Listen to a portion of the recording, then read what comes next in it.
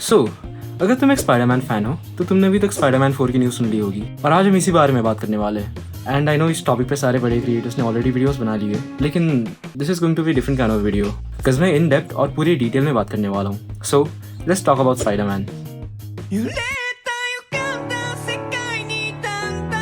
Spiderman की तीनों live action depictions एक दूसरे से काफी अलग रही है और टाइम के हिसाब से स्पाइडरमैन का रिप्रेजेंटेशन पॉप कल्चर में बहुत ज्यादा चेंज हुआ है। जैसे कि हम अगर सैम रेमी की मूवीज को ही देख ले तो वो रेट्रो, क्लासिक और इमोशनल वाइब कैरी करती थी, with responsibility being a major theme. The amazing Spiderman movies, जो कि तुम में से ज्यादातर लोगों की फेवरेट होगी, उस टाइम के हिसाब से काफी मॉडर्न, रियलिस्टिक और एक टिकी सी वाइब देती थी और पीटर को एक चार्मिंग और कूल पर्सनैलिटी दिया गया था जो कि टॉबी की स्पाइडरमैन से मिसिंग थी। But this Spiderman lost to bad writing और इस वर्ल्ड को ज्यादा एक्सप्लोर भी नहीं किया गया। सो सोनी ने फिर से रिबूट मार के मार्वल के साथ में एक अग्रीमेंट साइन कर लिया, जिसकी वजह से स्पाइडी फाइनली मार्वल में इंट्रोड्यूस किया गया with Captain America Civil War. शुरुआत में फैंस इसको लेके काफी ज्यादा एक्साइटेड थे बिकॉज़ फाइनली स्पाइडी इंटरैक्ट करता है अपने Avengers. And this was such a crazy theater experience. I mean, it was nothing more than an extended cameo, but the entry, the interaction with the characters, बकी को strength mock करना और aunt में, It was just peak Marvel. मगर मुझे इस film के trailer को लेकर एक क्रिटिसिज्म है कि स्पाइडरमैन को ट्रेलर में ही रिवील कर दिया गया, जो कि मार्वल की दूसरी सबसे बड़ी गलती है। पहली अभी तक शी-हल्क है।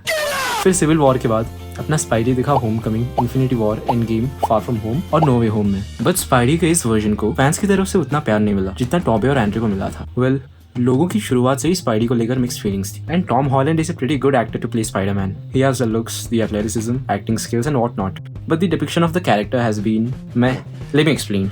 यू नो स्पाइडरमैन को सारे सुपर हीरो से अलग क्या बनाती है? उसकी रिलेटेबिलिटी। एक 15 साल का लड़का जो कि एक नर्ड है, he is quite smart but शाई है, फ्लैश से बुली होता है, क्रश को इंप्रेस करने के चक्कर में ऑरा माइनस हो जाता है, पढ़ाई और काम के बीच में झूल रहा है, plus is a full time super hero. इन सब के बाद भी ही नेवर गिव्स अप और complains, he just loves helping people. And personally मुझे पीटर के बारे में एक बहुत अंडररेटेड चीज ये लगती है कि he has a very charismatic and charming personality, not only as Spiderman but also as Peter. And I think Andrew की मूवीज और इनसोम्निया के Spiderman games got this right. And ये चीज मुझे एमसीयू के स्पाइडी में मिसिंग लगती है। Tom Holland does a really good job as Spiderman, but something feels off with the side characters. First off, Spidey की ओरिजिन नहीं दिखाई गई इस यूनिवर्स में, which is kind of fair because वो तो हम सबको ऑलरेडी पता है। बट उन्होंने स्पाइडी के कोर कैरेक्टर्स को भी या तो स्किप या तो चेंज कर दिया। जैसे कि इस यूनिवर्स में अंकल बेन का नाम और निशान नहीं है, हैरी एग्जिस्ट नहीं करता, उसकी जगह नेड है, मैरी जेन की जगह मिशेल जोन्स है, और ये कैरेक्टर्स वर्क करते हैं अगर हमें इन्हें जानने का टाइम मिलता। फॉर एग्जाम्पल, हम टॉबी की एमजे से फेमिलियर है because we have seen her doing things that a normal person does. हम हैरी से फेमिलियर है क्योंकि हमें उसकी बैक स्टोरी पता है। सैम रेमी की यूनिवर्स में Aunt May Eddie Brock, Norman Osborn और भी बहुत सारे कैरेक्टर्स में डेप्थ है जिनकी वजह से हम इनके लिए केयर कर पाते हैं। But in the MCU this is missing. Spidey के बेस्टीज जो कि नेड और एमजे है, हम उन्हें कभी भी अकेले में नहीं देखते। They just exist for the sake of Spiderman story. और आंट में की राइटिंग भी बहुत पुअर रही है, जैसे कि उन्हें घंटा फर्क नहीं पड़ता कि उनका भांजा सीक्रेटली साइकोपैथ्स और एलियन से लड़ता है। She just feels shallow in Homecoming and far from home, and all of a sudden she has a better writing in No Way Home because they wanted to kill her off in the film so that Peter can get that responsibility वाली advice. But that doesn't make sense because ये तो already Peter के साथ हो चुका है ना with Uncle Ben। और अगर इस यूनिवर्स में अगर Uncle Ben exist नहीं करता तो why is Peter doing all this heroic stuff? Uncle Ben's death was a nexus event that made Peter a hero in the first place. Otherwise he wouldn't do all this stuff.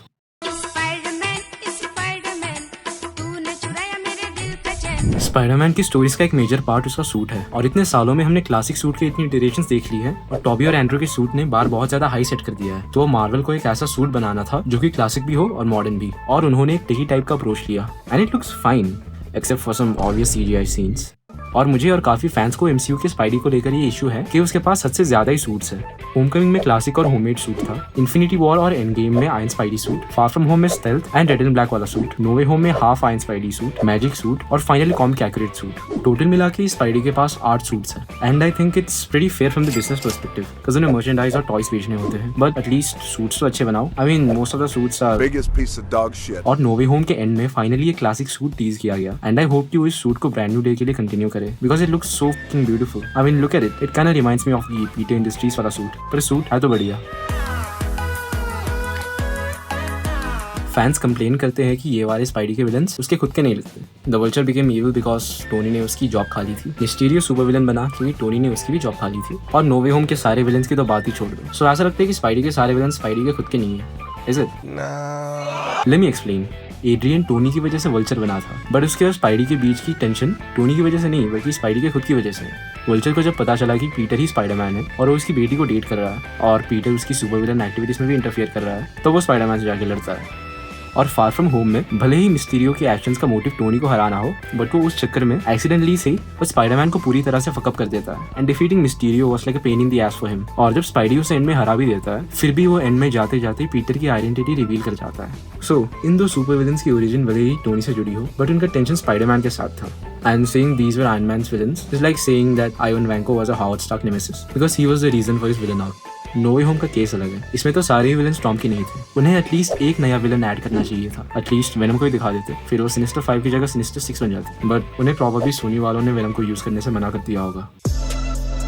Speaking of the elephant in the room, Spider-Man 4 को announce कर दिया गया है and it's looking quite interesting because it's being directed by Destin Daniel Cretton, जो कि same बंदा जिसने शैंकी बनाई थी। And it was such a good movie, especially coming from Phase 4. And it's so No way Home के end में सबके memory से इरेज होने के बाद Peter is on his own now. ना दोस्त है, ना फैमिली, कुछ नहीं। एंड पीपल नो कि स्पाइडी एग्जिस्ट करता है, बट सब पीटर को भूल गए। So the title seems perfect for this scenario. It's a brand new day and in the comics brand new day is a pretty important part of spidey story.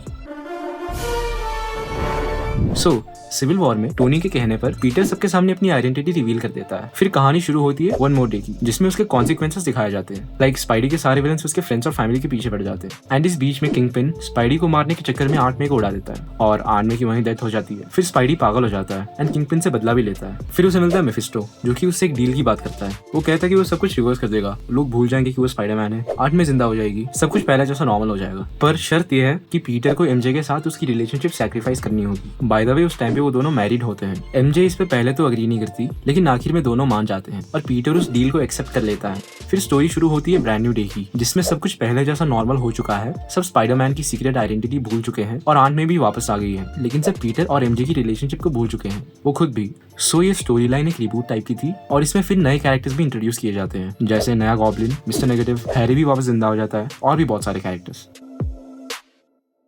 So in the context of MCU, क्योंकि brand new day doomsday के बाद आ रही है, तो एक grounded story का sense नहीं बनाएगा। या तो ये ऐसा कुछ कर सकते हैं जैसा इन्फिनिटी वॉर और एंटमैन एंड दी वॉर्स के साथ किया गया था। फॉर एग्जांपल डूम्सडे की स्टोरी चल रही होगी और उसके साथ में ही ब्रांड न्यू डे की स्टोरी भी चल रही होगी, फिर ब्रांड न्यू डे की एंडिंग और डूम्सडे को कनेक्ट कर लेंगे। पर ये आइडिया इतना फीजिबल नहीं है, बिकॉज अगर ऐसा कुछ हुआ तो स्पाइडी डूम्सडे में अपीयर नहीं होगा और स्पाइडी को एक अवेंजर्स फिल्म में इंक्लूड ना करना एक बहुत बड़ी अपॉर्चुनिटी को मिस करना होगा। अब तुम में से कुछ लोग कहेंगे कि स्पाइडी डूम्सडे में अपीयर नहीं होगा, बिकॉज डूम्सडे के कास्ट अनाउंसमेंट में वो था ही नहीं।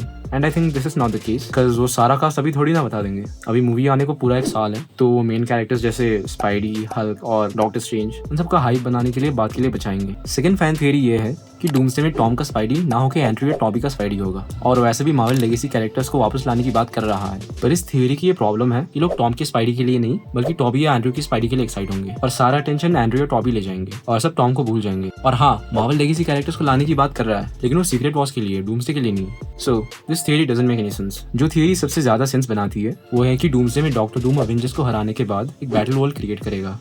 एक्चुअली कॉमिक्स में बैटल वर्ल्ड एक ऐसी दुनिया है जिसे डॉक्टर डूम क्रिएट करता है with the remains of other world's, जो इनकर्जन में डिस्ट्रॉय नहीं हुए थे, और इस वर्ल्ड को डॉक्टर डूम रूल करता है एंड वो सबकी मेमोरी वाइप करके सबको अपना गुलाम बना के रखता है। तो जब लाइव एक्शन डॉक्टर डूम जब बैटल वर्ल्ड क्रिएट करेगा, तब वो पीटर की भी मेमोरी वाइप कर देगा और उसको एक इल्यूजन में रखेगा कि सब नॉर्मल है। पीटर की दुनिया उसके लिए वापस आ जाएगी और उसके फ्रेंड्स और फैमिली भी वापस आ जाएगी। इस हिसाब से हमें ब्रांड न्यू डे में एक स्ट्रीट लेवल स्टोरी भी मिलेगी और एक ग्रेटर यूनिवर्स के साथ सेंस भी बनाएगी। और इस पूरे टाइम स्पाइडी ये सोचता रहेगा कि डूम एक्चुअली टोनी है और वो जो कर रहा है सही कर रहा है, और पीटर डूम के साथ रहेगा until in Secret Wars when he gets the symbiote suit, जो कि कॉमिक में स्पाइडी को Secret Wars में मिला था। And because all symbiotes are connected to Null, who is like the god of darkness, so Peter को पता चल जाएगा कि बैटल वर्ल्ड एक रियल वर्ल्ड नहीं है और डॉक्टर डूम भी टोनी नहीं है और उसने सबको मैनिपुलेट करके रखा है। इसकी वजह से पीटर डूम को छोड़ के हीरोज की साइड में आ जाएगा।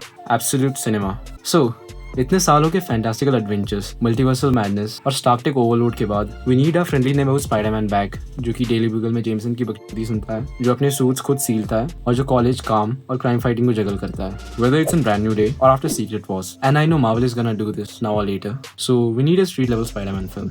Spider-Man is for the streets, man. No.